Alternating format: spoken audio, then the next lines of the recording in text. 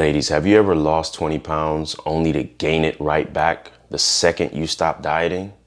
That's not only frustrating, but it is exhausting to repeat that process over and over again. And now that you're in your 40s, it feels like your body is fighting you every step of the way to lose weight. In this video, I'm gonna break down for you exactly why your approaches in the past haven't been sustainable and a 3-phased approach that will make it sustainable for you, where you can lose weight over 40 and actually keep it off. My name is Isaiah Ferguson, and in the past 4 years, me and my team have helped hundreds of women lose weight and be able to keep it off long term. And the main thing that you will need to understand if you want that same outcome is the difference between weight loss and fat loss specifically. They are two different things. Most women who get caught up in diet culture go through extreme calorie restriction, extreme cardio.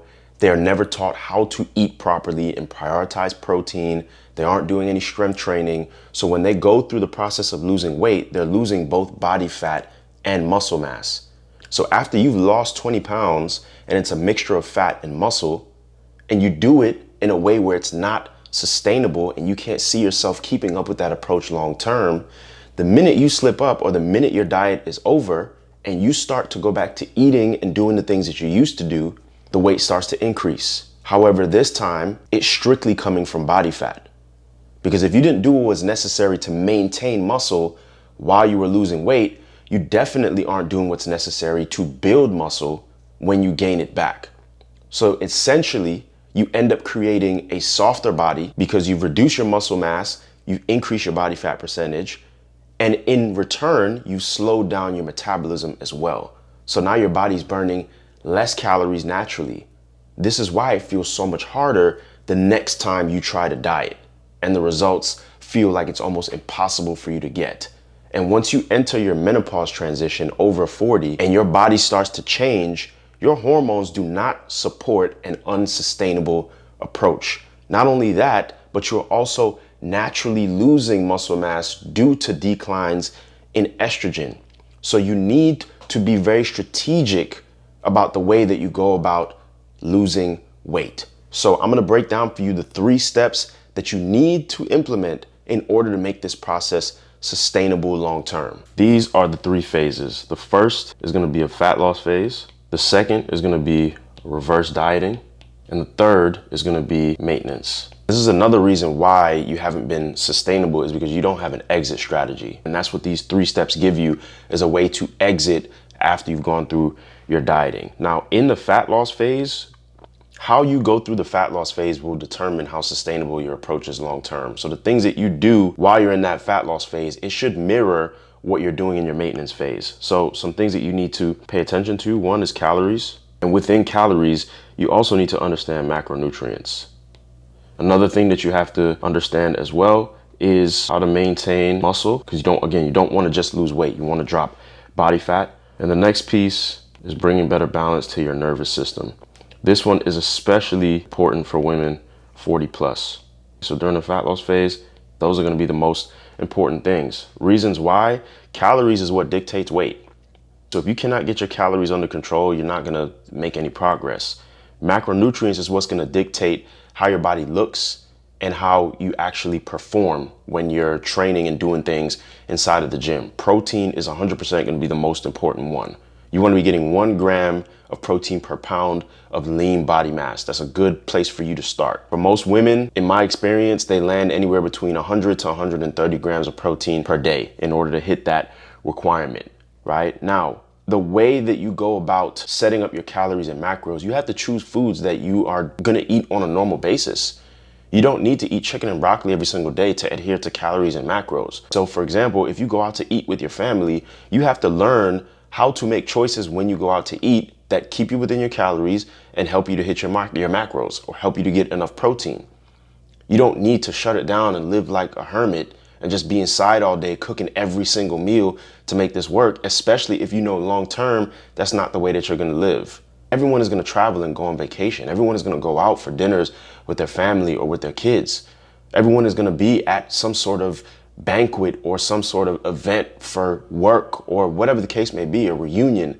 If you intend to live life and actually enjoy life, You cannot go and put yourself on some chicken and broccoli diet or some smoothie fast or do something that's ultra restrictive. If you learn the concepts of calories and macros, then you'll be able to apply it to whatever situation it is when you decide to go eat. The next thing that you have to definitely pay attention to is what's required to maintain muscle mass. Protein is essential.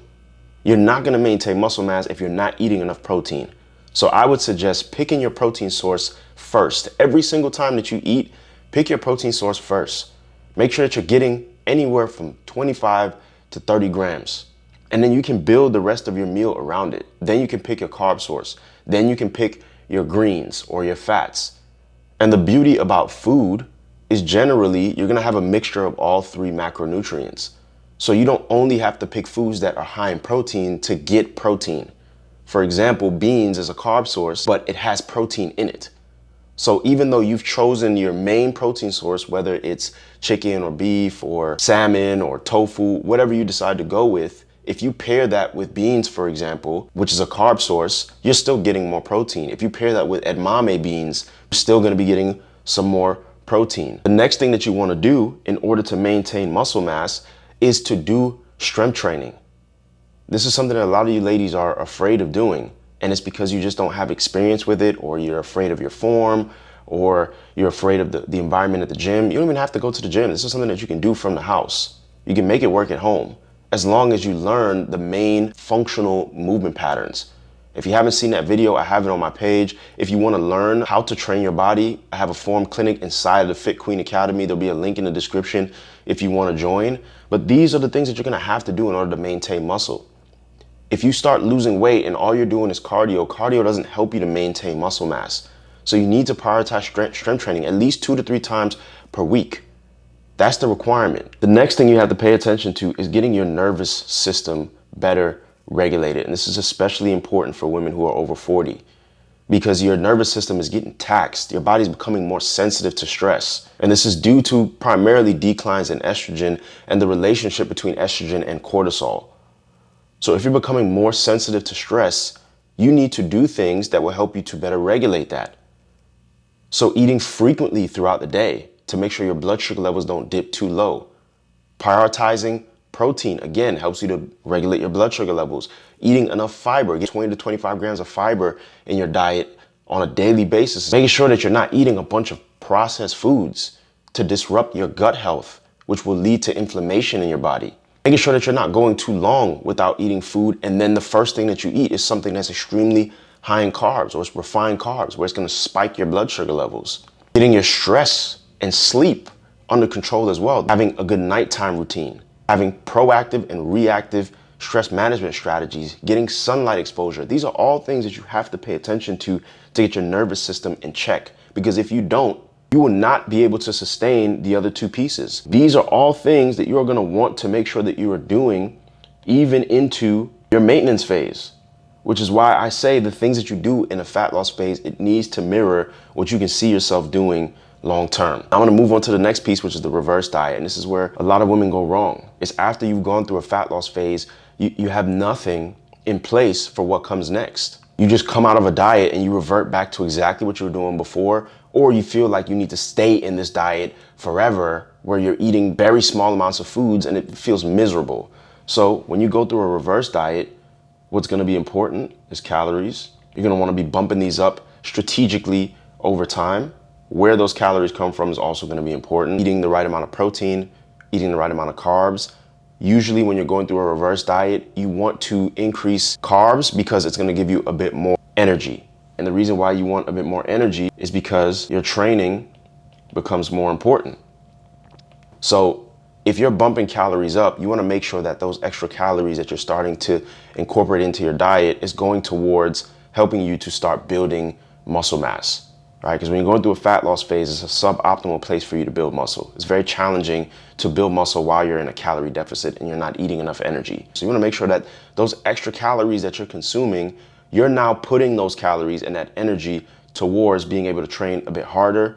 You'll have more energy to train harder, right? When you're training in a fat loss phase, it's actually not enjoyable. A lot of people don't talk about this, but it's not enjoyable because you're just not eating enough. So now that you started eating a bit more, You're gonna feel better when you show up to train. You're gonna be more motivated to train as well. Your body's gonna respond to the training a lot better. Also, your recovery will start to improve. Now, the next thing that's gonna be important is your mindset. Because you've been in this diet culture for so long that you have programmed your mind to think that eating less calories is a positive behavior. And it is in order to drop body fat, right? In a calorie deficit to lose weight, it's literally a form of controlled starvation. However, you cannot stay in that mindset long term. And increasing food for a lot of women, it feels scary. Whenever we take our clients through a reverse diet, they feel scared. It's just like, whoa, I've been eating less calories and focused on not going over my calories for months, and now you're telling me to eat 100 calories more? And then after 2 weeks, you're telling me to eat 100 calories more? What's gonna happen on the scale? What's gonna happen to my weight? Am I gonna just blow back up?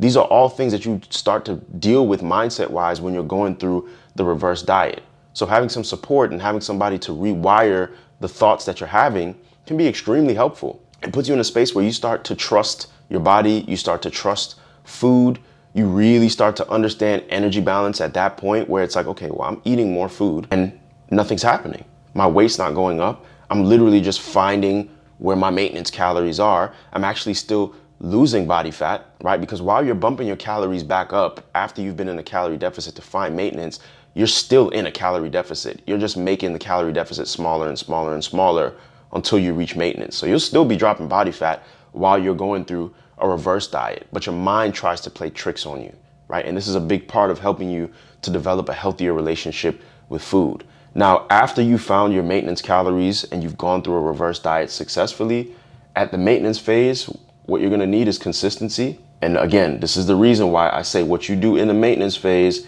it needs to mirror what you did in the fat loss phase, right? It doesn't end. You have to continue doing the things that you did to drop body fat, the habits that you've built. You have to continue doing them forever. Like this never ends, which is the reason why how you start needs to take into consideration how you're going to end, right? So consistency is gonna be a big part of maintenance. You can't stop, right? There's a principle of reversibility where if you stop training over a period of time, you start losing the gains that you've made. Same thing with nutrition. If all of a sudden you just stop eating protein and you're way over your calories, you're gonna start to gain body fat again. So consistency is key. Muscle building is also gonna be key. The reasons behind muscle building is the more muscle mass you have on you, the more calories your body burns at rest. We spoke about this at the start of the video. So if you can create a body that's going to burn more calories naturally, right? And you really push the limits with your metabolism. You can really go through a phase of building muscle and speeding up your metabolism.